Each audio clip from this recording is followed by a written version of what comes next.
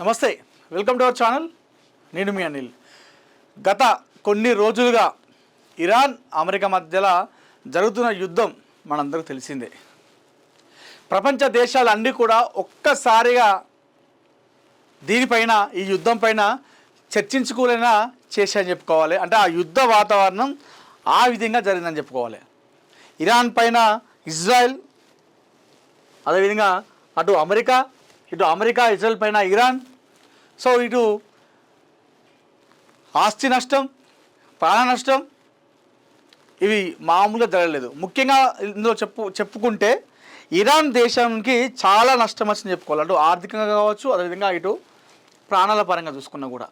So చాలా అంటే చాలా చతికిల పడిందని చెప్పుకోవాలి ఇరాన్ దేశం. సో అటు అమెరికా దాడిలో అంటే అటు ఇరాన్ కూడా మేమేం తక్కువ కాదన్నట్టు ఇటు అమెరికా పైన కూడా వారు యుద్ధాలు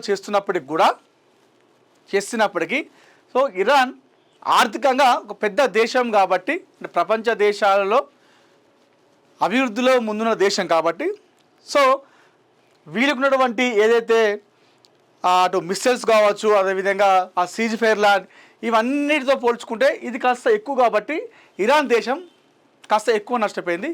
సో అటు ప్రాణాలు కోల్పోయారు. మనందరికీ తెలిసిందే, ఇరాన్లోని ఒక పాఠశాల భవనం పైన పడేటువంటి ఏదైతే మిస్సైల్ ఉందో అందులో చాలామంది చనిపోవడం జరిగింది. ఇరాన్లోని పాఠశాలలో అందరూ స్కూల్కి వెళ్ళేటువంటి విద్యార్థులు పాపం వాళ్ళకు యుద్ధం అంటే ఏంటో కూడా తెలియనటువంటి ప్రాణాలు కూడా కోల్పోయినాయి. సో ఈ నేపథ్యంలో అటు ప్రపంచ దేశాలన్నీ కూడా యుద్ధాలు వద్దు, యుద్ధం వల్ల అందరూ తీవ్రంగా నష్టపోతారు, దానివల్ల దేశాలు అటు సంపదను కోల్పోతాయి, అభివృద్ధిలో కుంటుపడుతుంది, సో శాంతియుతంగా ఉండాలని చెప్పేసి ప్రపంచ దేశాలన్నీ కూడా మాట్లాడుకున్నారు. సో చెప్పుకున్నప్పటికి కూడా ఎట్టి పరిస్థితుల్లో వీరు యుద్ధాన్ని మాత్రం ఆపలేదు. సో డి అంటే డి, నువ్వా నేను అన్నట్టు ఒకరిపైన ఒకరు మిస్సైల్తో దాడి చేసుకున్నారు, సీజ్ ఫైర్ చేసుకున్నారు. అయితే ఈరోజు అమెరికా అధ్యక్షుడు డొనాల్డ్ ట్రంప్ 2 వారాల పాటు దీర్ఘకాలికంగా 2 వారాల పాటు యుద్ధాన్ని నిలిపివేస్తున్నట్టుగా చెప్పడం జరిగింది. ఒక్కసారిగా ఈ వార్త చెప్పడంతో అటు కేవలం అమెరికా, ఇరాన్, ఇజ్రాయెలే కాకుండా అటు పశ్చిమాసియా దేశాలు మాత్రమే కాకుండా ప్రపంచ దేశాలన్నీ కూడా ఒక్కసారిగా హమ్మయ్య అన్నంతగా ఊపిరి పీల్చుకున్నారు. ఎందుకంటే ఈ 2 దేశాల మధ్య జరిగిన యుద్ధ ప్రభావం అనేది వీరి మాత్రమే కాదు, ఆ యుద్ధ ప్రభావం ఆ పక్క దేశాలకు కూడా పాకిందని చెప్పుకోవాలి. ఎందుకంటే మనం కూడా చూసిన కొన్ని రోజులు అటు గ్యాస్, అదేవిధంగా పెట్రోల్, డీజిల్ లాంటివి కొంచెం ఇబ్బంది కలిగింది. దీనిపైన ప్రధాని కూడా మాట్లాడుతూ ఎప్పుడు ఏమైనా జరగచ్చు, లాక్డౌన్ లాంటి సిచ్యువేషన్ కూడా రావచ్చు, మన అందరం ఐకమత్యంగా కొట్లాడాలని చెప్పేసి ఎప్పుడైతే చెప్పిండో అప్పటి నుండి కూడా మనం భయపడ్డాం, మన దేశం కూడా.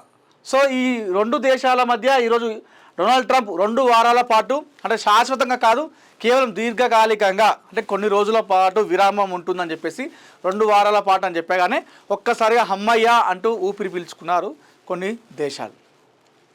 సో 2 వారాల పాటు, అది కూడా దీర్ఘకాలికంగా. దీనిలో ఈ 2 దేశాలకు ఇరాన్, అదేవిధంగా అమెరికా మధ్యలో మధ్యవర్తిత్వం చేస్తుంది దేశం ఏంటి చెప్పనా? పాకిస్తాన్. అవును, పాకిస్తాన్ అంటే నమ్మశక్యంగా ఉండదు, కానీ నిజానికి ఈ 2 దేశాల మధ్య అటు అమెరికా, ఇరాన్ మధ్యలో మధ్యవర్తిత్వం చేస్తుంది పాకిస్తాన్. ఈ నెల 10వ తేదీ నాడు అంటే ఎల్లుండి ఇస్లామాబాద్లో ఈ 2 దేశాల మధ్య చర్చలు జరగబోతున్నాయి. అంటే శాంతియుతమైన చర్చలు, అదేవిధంగా యుద్ధం ఆపుకోవాలి, శాంతియుతంగా ఉండాలి అని చెప్పేసేటువంటి చర్చలు జరగబోతున్నాయి.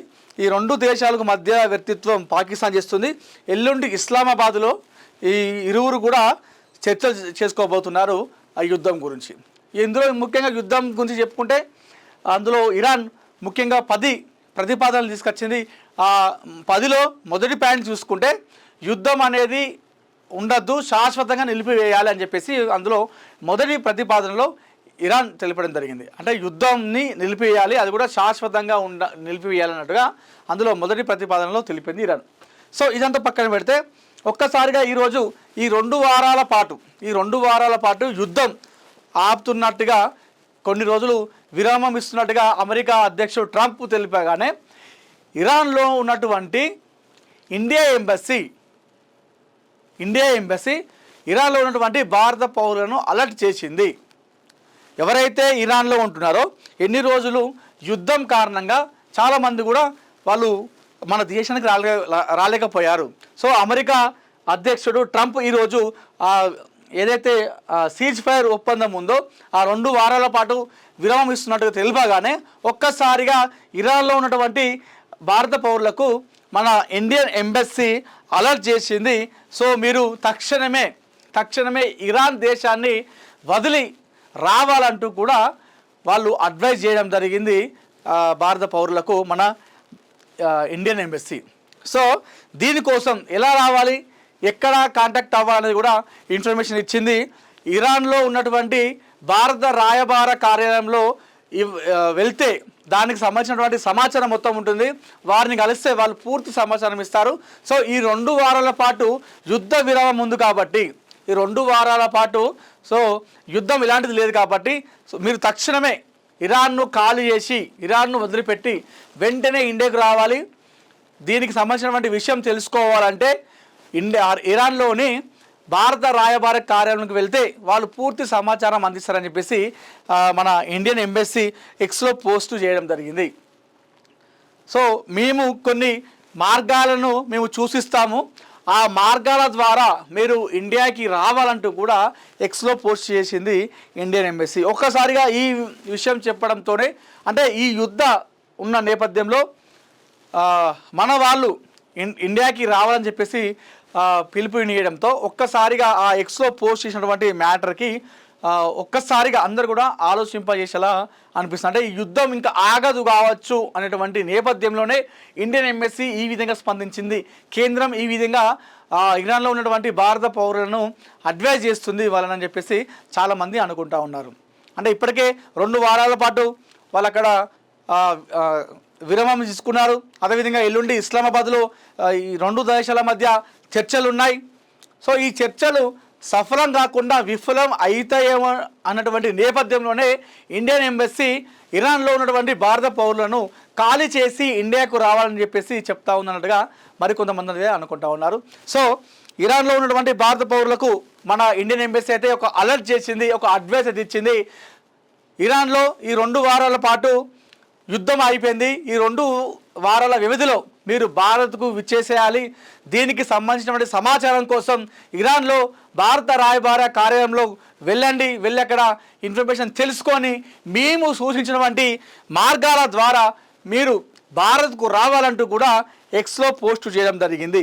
సో ఒక్కసారిగా ఈ వార్త వినడంతో ఇరాన్లో ఉన్నటువంటి భారత పౌరులందరూ కూడా సో అటు భారత రాయబార కార్యాలయం ఏదైతే ఇరాన్లో ఉన్నటువంటి భారత రాయబార కార్యాలయానికి క్యూ కట్టడం జరిగింది. అంటే ఈ యుద్ధం మరి ఆగుతుందో లేదో ఒక్కసారిగా ఇండియన్ ఎంబసీ ఈ విధంగా చెప్పడంతో యుద్ధం ఆగదు కావచ్చు, ఈ రకంగానే కొనసాగుతుందేమో, దీనివల్ల ఆస్తి నష్టం ప్రాణ నష్టం కలుగుతుందేమో, అందుకోసమే మా ఎంబసీ ఈ విధంగా అడ్వైజ్ చేసిందేమో అని చెప్పేసి అక్కడ ఉన్నటువంటి ఇరాన్లోని భారత పౌరులు మొత్తం కూడా భారత రాయబార కార్యాలయానికి క్యూ కట్టారు. అక్కడ ఇన్ఫర్మేషన్ తెలుసుకుంటున్నారు. వాళ్ళు ఇండియాకి వచ్చేటువంటి ప్రయత్నం అయితే చేస్తూ ఉన్నారు.